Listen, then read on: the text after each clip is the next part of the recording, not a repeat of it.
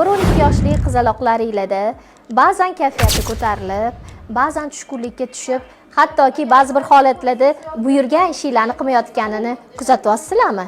Tabriklayman. Demak, sizning qizingiz balog'at davrini birinchi bosqichlariga qadam qo'ymoqda.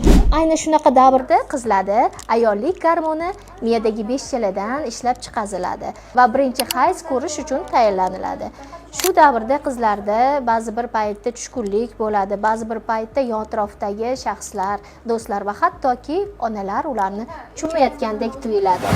Shu davrda qizlaringizga do'stonalik qo'lini, yordamini cho'zib, ana shu davrdan barcha ayollar o'tish kerakligini va siz ham o'tganligingiz haqida ma'lumot bersangiz va bu uyaladigan holat emasligini siz o'rgatsangiz, demak siz qizlaringizda kelajakda bo'lishi mumkin bo'lgan gormonal o'zgarishlar, bepushtliklarni oldini olgan bo'lasiz. Ayni shu davrda bizning qizaloqlarimiz stressga juda ham chidamsiz bo'ladi. Bizni kuchli urishimizni, ko'proq yoki nagruzkali ishlar buyurishimizni yoki o'zimizni kichkina chaqaloqchalarimizni san qaragin, kechqurun kasha bergin, men charchadim deb urishlarimiz bizni balog'atga yetayotgan qizlarimizni hayotiga juda qattiq ta'sir qiladi. Keling biz balog'atga yetayotgan qizlarimizni himoya qilaylik va o'zimiz barcha ma'lumotni beraylik. Agar sizni holatingizda qizingizga yetarli ma'lumot bera olmasangiz, siz bemalol bolalar va o'smir qizlar ginekologiga